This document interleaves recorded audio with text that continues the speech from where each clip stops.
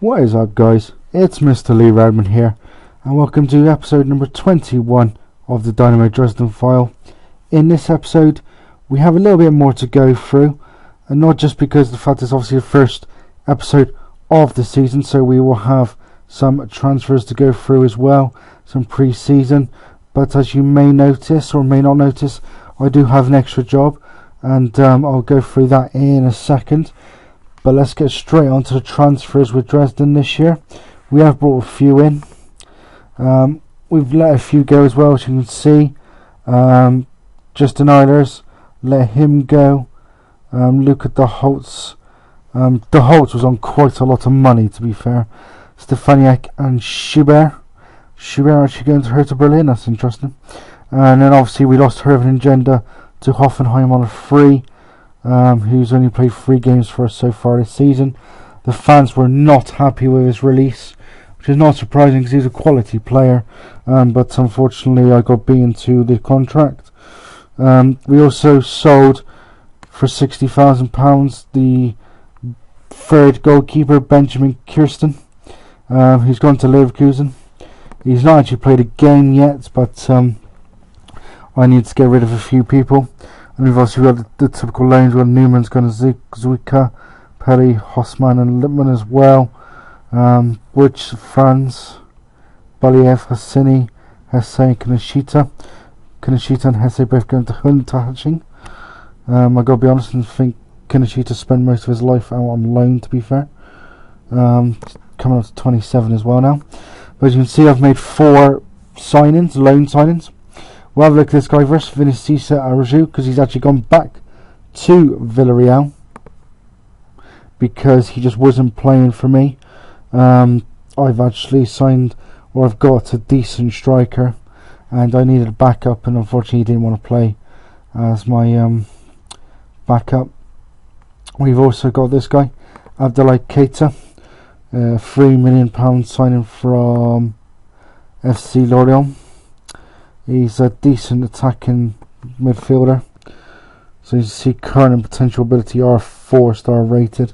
So he has he is very, very good.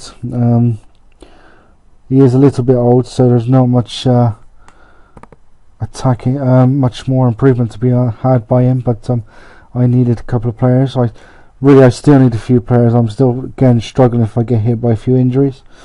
Obviously you've seen our review. We got this guy from Tottenham, David Stiglek, 21-year-old, who I am using as an attacking left midfielder when he's playing, but he is struggling with injury a little bit at the moment. If you change it to attacking midfielder wise, he's actually still the best player we've got, and again 3.5-star, potential 5-star. But yeah, we got him on loan. He's 21, and we got this guy, James McGonigal from Arsenal on loan. Backup got the centre back, as you see, I got Schirder and Herfele, though he is probably going to be playing at the moment. Yeah, he's playing quite a few because Schirder seems to get injured, and then Herfele gets injured. He got sent off earlier to Muppet, so that went well. But yeah, we've got decent ones there. We may need to bring some in January because, again, like I said, I'm struggling with what do you call it,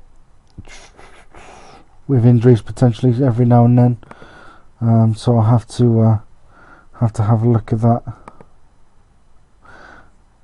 Can't remember selling these guys. Definitely can't remember selling him. Nope. Oh well. But yeah, so those are transfers, guys. We'll go straight into the schedule. As per last season's not started well. We went on tour to Belgium for a couple of days. Lost 3-2 to Cercle Bruges after being 2-0 up. Won 1-0 at Mons thanks to Tassardini. Lost to Zlask and Cardiff 2-1. Drew Catanzaro 1-1.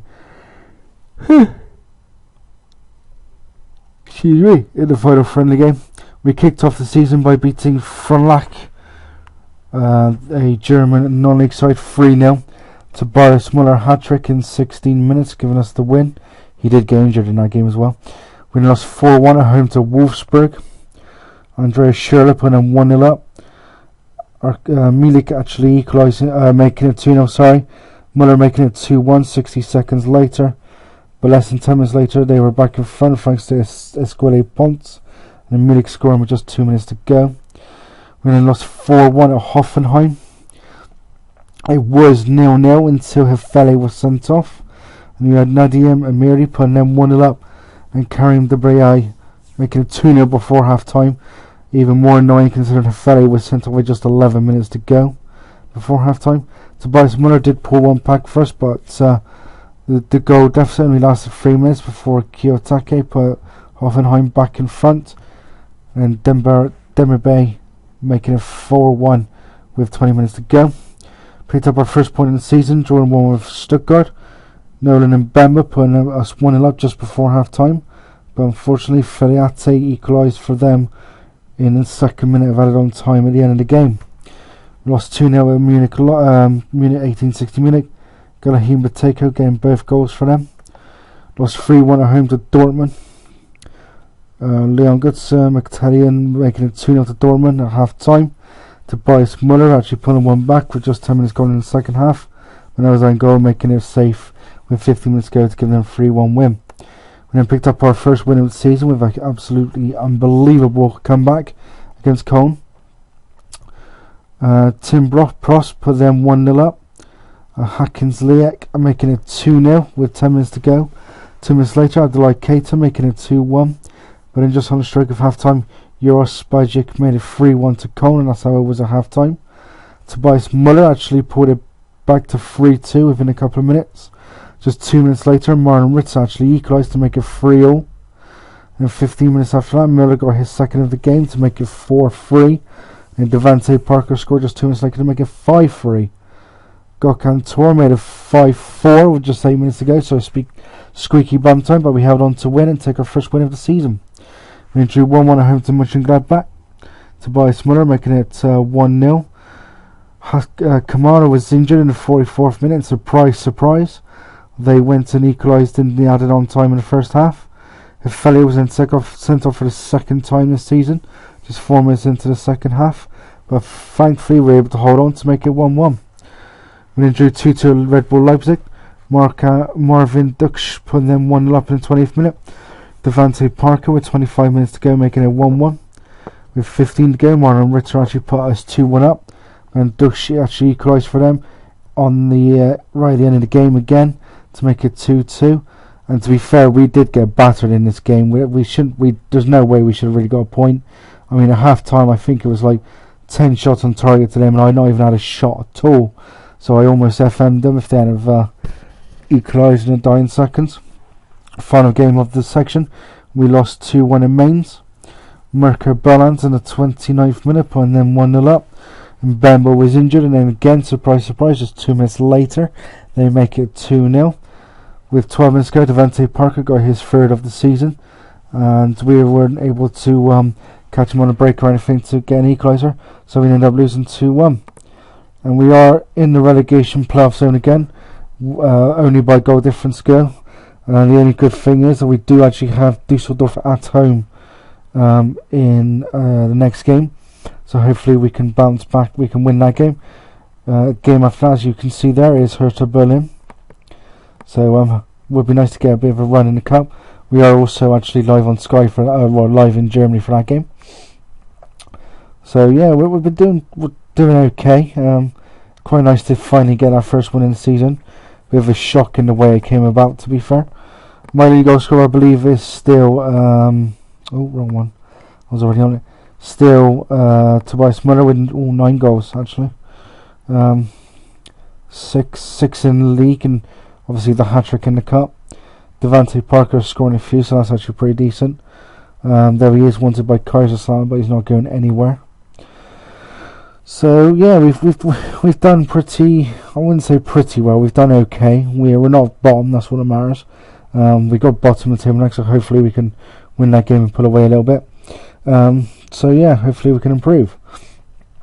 But on a side note, guys, as I said earlier, we do have another job, and I am manager of the USA. It came out of absolutely nowhere, I've got to be honest. We were well, I got onto the section where it just randomly shows you a little bit of highlights on your main thing, and it said the USA wanted Redmond, so I clicked on it. It was me, and they just said their manager after finishing third, I think it was, in the North American Gold Cup, and a couple of days later I got offered a job. I got to be honest and say the start has not been that good. We've played 4 World Cup qualifiers here. We drew 0-0 in Costa Rica, which is a bit bad considering where they were in the actual. They were bottom with only 1 win. We then managed to come back and beat Honduras, though we did it the hard way, when Carlos Valdez put them 1 up in the 27th minute. We equalised through Brian Oliveira just 7 minutes into second half, sorry. And in dying seconds, Dave Hoyt actually made it 2-1 to us, and we got our first win.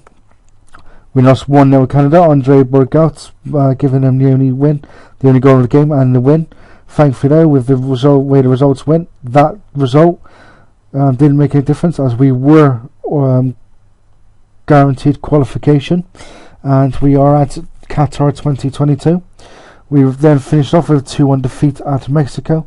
Carlos Fiera double and Miguel Sanchez giving us the only goal of the game, but we'd already qualified, so I wasn't really too fast.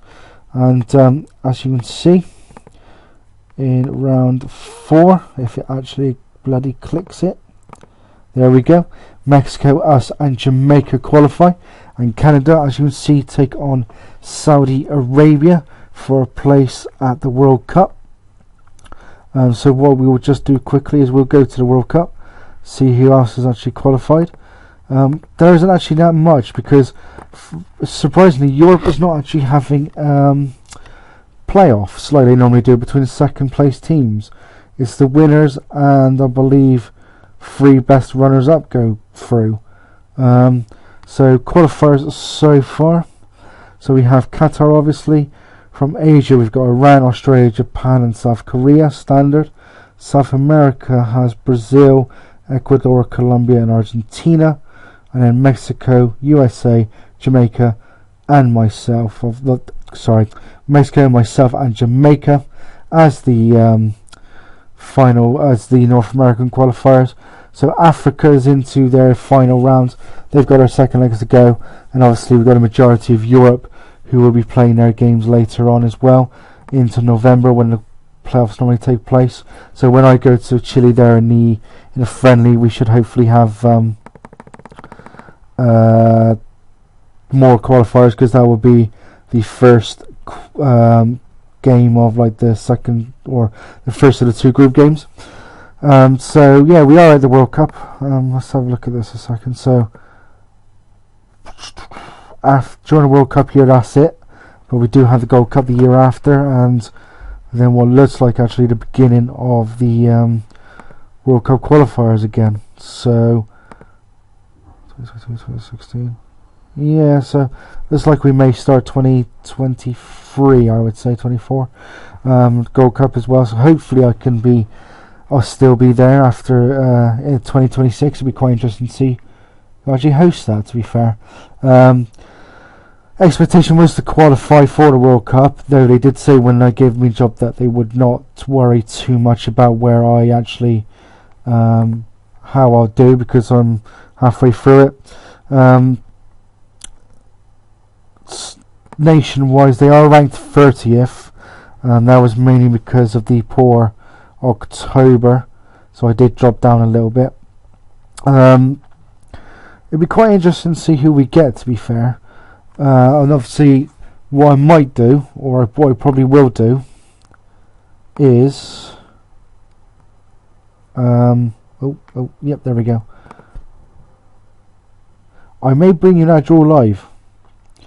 So we've got World Cup scheduled the 4th of December, so I may actually bring that to you guys live. How many games before the I actually played Leverkusen away, and I've got Hamburg and Frankfurt. So I might actually show you that live, pause it, finish the final 2 games, and then show you like how I've done so far in that. So I think that's what I'll do. I'll also do probably a live or like a special episode World Cup wise. So that is how we've done, guys. Leave some likes, leave some comments, subscribe, would appreciate it all.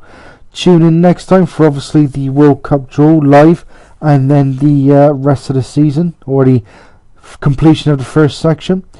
Hopefully you like the fact that I'm a USA manager as well, so hopefully that'll be good. So hopefully I'll go for a little bit, to be fair, with regards to the World Cup. Hopefully we'll try not to show you any fixtures with regards to Dresden before then, but knowing my luck I probably will. But until that next episode, guys, as always, take it steady.